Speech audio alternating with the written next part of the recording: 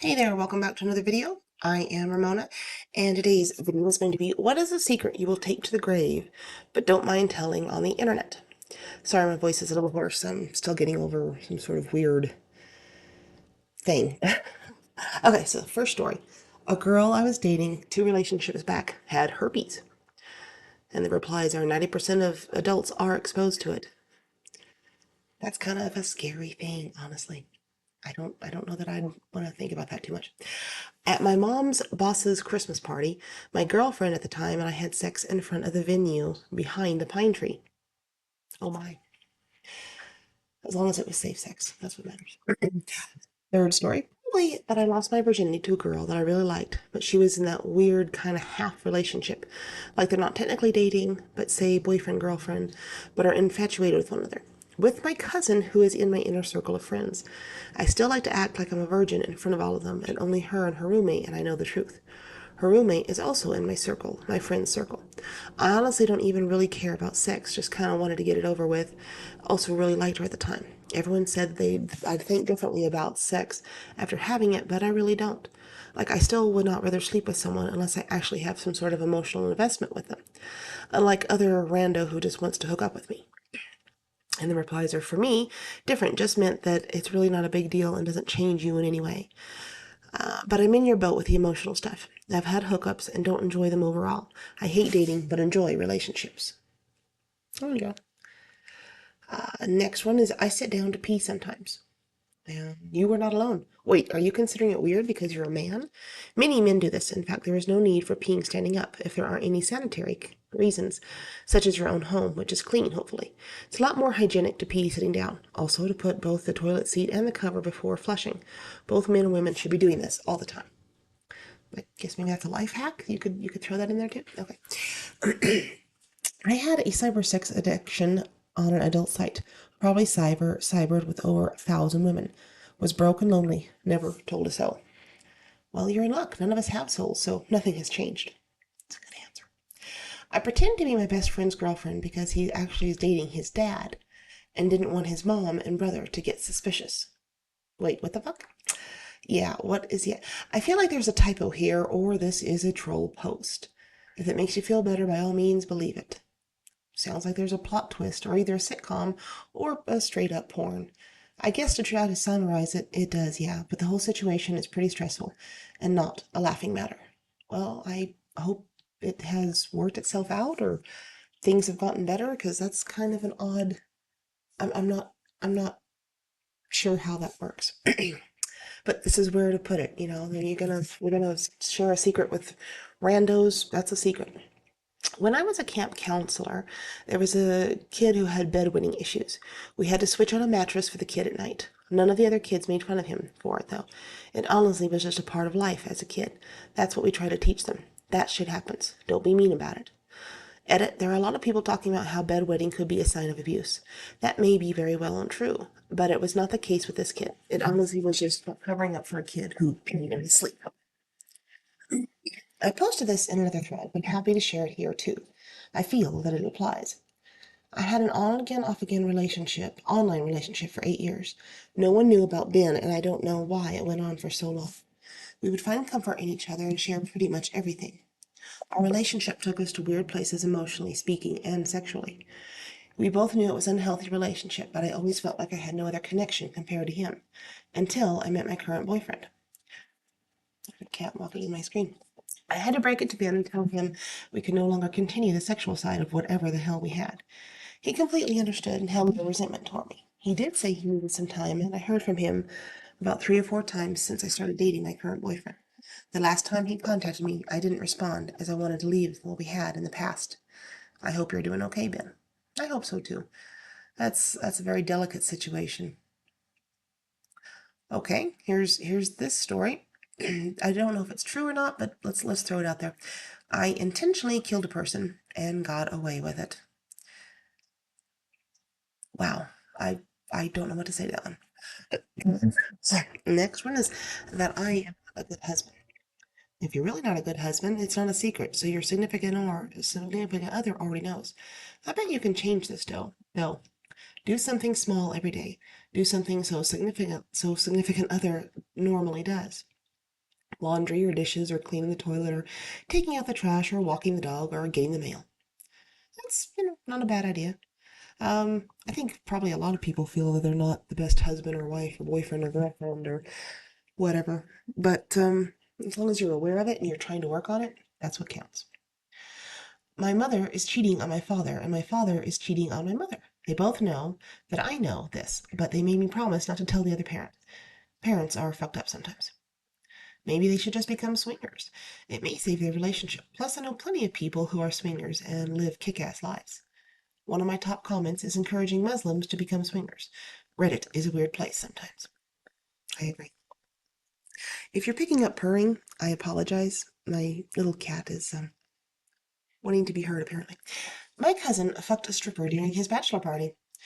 Hours earlier, we randomly ran into his fiancée and her friends, and I made a huge deal about him hitting a strip club, specifically because of this. He comes out of the champagne room and told me, I think I just fucked her. Only 3 people know this. Me, him, and the stripper. Edit. This really blew up. I am never going to tell her, and I'm never going to bring it up to him ever. He's actually a good guy that unintentionally did a bad thing. He thought he was going to get a lap dance, but she veered him left to the champagne room. Granted, he could have walked out any moment, but alcohol was also at play. He felt very guilty afterwards, and we were 16 hours away from the wedding ceremony. I wasn't about to make him feel guilty about it and ruin the wedding for both of them. I think there's definitely a difference between having an affair and having a stripper ride your cock for 30 seconds. I'm just going to hold my comments there. I'm not. I, a bisexual man, am in love with my best friend, a straight man. I just suffer in silence. I'm sorry. That happened to somebody I know. The dude was married, and he had a coworker that professed his feelings for him. And the recipient said, I'm sorry, I'm married. I don't swing that way. And the gay guy actually had to wind up quitting because it was too much for him. So I can understand where you're coming from. It's hard to have feelings for somebody that doesn't reciprocate them, that you probably will never be able to have. It's awkward, it's terrible, but that's human, and I'm sorry for you. Hope things have gotten better for you. Next one is I'm bi-curious. I wouldn't take it to the grave, but if I don't end up with a stable relationship with a girl, but otherwise, nobody would need to know. I live in Germany, and as a 10-year-old, once drew the Hitler cross on my desk. I've had sex with at least 30 hookers. I lost my virginity to a hooker when I was 22. From 22 to about 28, I had one hooker every 6 months or so. When I was 36, I moved to San Diego and ran across the border to Tijuana every 2 weeks and had sex with 2 or 3 every trip. Right before I left San Diego, I had a MFF threesome, something that was a fantasy of mine basically forever. It was an amazing experience, though I wish I had more time and there were less rules. That was in December 17, and I haven't had sex since, not for lack of trying. I almost made a trip to San Diego last month, but decided against it for the last minute. I still wish I went. I hope you got checked after that. Tijuana is known for lots of things. When I was a kid, another kid in my neighborhood shot me with a soft air gun on purpose, even though I wasn't playing with him. So a bit later, I wrapped an airsoft pellet in tinfoil and shot the kid in the eye. He didn't know I did it. Nobody else knows I didn't either. His eye is permanently damaged, and I believe it's completely blinded to this day. I think I've read this one before, or I've read it somewhere else. That is terrible. I'm sure, it wasn't, well, I mean, he did do it on purpose, but I'm sure he didn't mean for the permanent damage to happen. We do things sometimes and don't think them through. Doesn't excuse it, but yeah. This is something I should have told my best friend. I don't have the heart to tell him this. An hour before his girlfriend died in a car accident, I saw her here at my job at a restaurant, making out with the captain of the track team, his cousin. It's been 8 years, and I can't do that to him. He was going to propose to her that day. Excuse me. I know this will make me sound nutty, but I'm convinced that Jesus and Satan exist. I grew up in a non-religious family with no interest in religion whatsoever. Since 2013, I have seen things that make me believe that supernatural characters in the Bible do exist. And no, I don't do drugs, and they're definitely not hallucinations. I also told anyone about the specific details, because I'm pretty sure they would see me as crazy. Well, maybe. I knew a girl years ago that was raped by a guy I used to run around with. I told her I would handle it, and she begged me not to, saying that he told her that he would ruin her life forever. Instead, I just went over and picked her up and drove her around all night, talking about whatever would make her feel like somebody was there for her. Me and her drifted apart years ago, but every now and then I think about how she's doing and hope that she's doing everything and that it's okay, or it's well. Okay, a little lighthearted here. Cadbury caramel bars are just two-piece mold, and they aren't right. There aren't right and left Twix factories. You know, I actually had that argument with somebody. Well, it wasn't an argument, it was a conversation. They actually believed that commercial. They actually thought that was real. And they had to explain it to them. No, it's a gimmick, it's a commercial. Ah, wow. Definitely had sex with a sissy T-girl in college. Okay. That's your secret to the grave? What a mad lad you are. If she was hot and you had a good time, who cares? Next one is, my mom is in a relationship with her somewhat distant cousin. Yes, we call him Tio, Spanish for uncle. Yes, he lives with us. No, we are not from the South. I do find it disgusting. I have never done anything. I have done everything I can to hide it from the people I know. It is extremely embarrassing. Unfortunately, my mom and dad are not related. I guess fortunately that is. Reminds me of my ex's aunt who married her ex-husband's father, 28 years her senior, was a war vet at the time. After the divorce was final, literally shook through the family ties till his passing just a couple of years back, so her kids could say to the family of their deadbeat baby daddy's life just to fuck with him and hold on to power. Talk about some uncle daddy issues in gripping talk, a manipulation of someone's worth. Wow, that's a lot. I've known people who have done stuff with their cousins openly quite frequently. I live in a small town, so pretty much everyone is kin to everybody else anyway. So it's hard to find willing non-related partners, but there's a line. I have cousins and I'm like, no, just no. Never, never. Last man, last woman on earth. Hell no. I used to be insanely attracted to one of my high school friends of the same sex. Would always find excuses to touch him. Had super curly hair, which was cool. He went into the Air Force after high school, and I haven't talked to him since. He's in a relationship, though, I believe. Yeah, the one that got away kind of thing, right? Women struggling and in pain turns me on. That's kind of kinky, and there's places for that. I don't remember a lot of things, but here it goes. When I was 6 or 7 years old, I had two bigger girlfriends, about 10 or 12, and we would play like normal kids. One day, there was a house half constructed, and we took advantage of my innocence and pretty much lap danced on me. It gave me blowjobs, etc.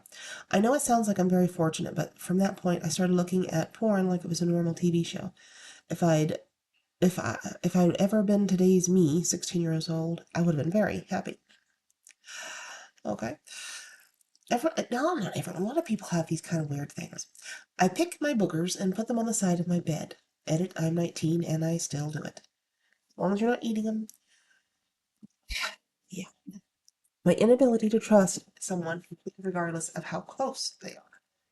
Well, okay. I think I don't really consider that a bad secret. I hope you can get some help for that because you need it. Everyone needs therapy, honestly. I think at this point, the world probably could use a therapist.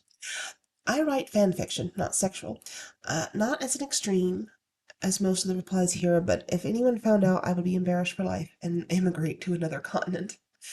Same. I'm embarrassed that I write fan fiction because of how straight out porn it is in fanfics. I try to focus more on plot and characters and couldn't care less about shipping and crap. Next one is I write fan fiction. Some of it includes porn. I prefer not to spread that information publicly, except on Reddit. Same. I read, write, and love fan fiction. I have since I was 14 years old. I'm 30 now, married, and have a baby. My husband thinks it's hilarious, but he doesn't care. Please continue to write. It's such a great escape. There you go. Encouragement. I got my ex's daughter pregnant. Oh my. Oh my. My first car accident back in high school was not because I swerved to miss a deer like I told my dad and the police. I actually tried to pull the emergency brake and do a 180 while going 50 miles an hour downhill. Had I got off the other side of the road, I would have gone down a 50-foot hill and into the river. That was the last time I ever tried anything like that. There just so happens to be deer tracks on the mud near the ditch where I ended up. I avoided a ticket and my dad paid to fix my car. I have never told the truth in 15 plus years since. Yeah, I don't have anything to say to that. I've known people who have done very similar things. So, my grandfather had a hand in making one of the World Series trophies back in the day. He never got any credit, but we have photos and parts for his prototype. When I was 18, I added that I knew to Wikipedia, since why not? Although I believe it's gone now. But funny story, ended up being quoted in newspapers all over the country. Proceed to a few years ago, I get a call from my mom who's almost in tears of joy. She found that wiki page and was freaking out. She was so happy he finally got credit. She ended up really fancy shadow boxes of the wiki page printed out, copies of the photos and other baseball stuff. She made one for each of her siblings. I had to just bite my tongue every time I go over there and see this thing hanging prominently on my living room. I think I've done that one too. Maybe they're just posting in the same places. That's okay. You've got a story to share? Share. I constantly fantasize about having sex with some of my female friends, and not just regular sex. Hard sex, BDSM, anything I can put my hole in. Putting a hole in anything I find. Sorry. Not actually hurting her, of course. If I told any of them I do this with consent naturally, they'd probably hate my guts for it. Yeah, that's probably something you don't want to share just out in the open because it could make it uncomfortable. It might be a little pervy. There's all kinds of reasons. All kinds of reasons to keep that little tidbit to yourself. I have thought about killing myself every day for nearly a year now. Haven't told a soul. Not sure if I will actually do it, but that's what scares me. My depression and anxiety and stress have gotten so bad I can barely leave the house. The replies are try to get help. Don't do it. Don't do it. Don't do it. You are loved and worthy. Would you be willing to talk to somebody? No, that's good that other people reached out. Hopefully this young person, older person, whoever it is, found what they needed. This next story is that I have been struggling with depression since fourth grade. I think you'd find that a lot of people have been struggling with depression for a lot longer than they'd ever care to admit that they ever knew. I think, yeah.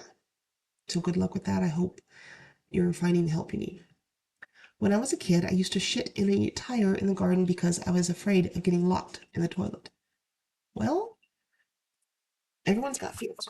I have many weird and fucked up kinks and have masturbated in some form in every room I've been in. Wow. See, that's the kind of story, secret that you really should not share out loud and only anonymous on Reddit. So thank you for contributing that. That my dad paid my mom $1,500 for full custody of my youngest sibling. Not only would it be a massive blow to my sibling, but my dad remarried quite quickly, and the new wife is the very definition of the evil stepmom. If my sibling knew that our mom gave her up for such a small sum of money, and the trade-off was 5+ years of abuse, she would be destroyed. Oh, hell yeah, that's horrible.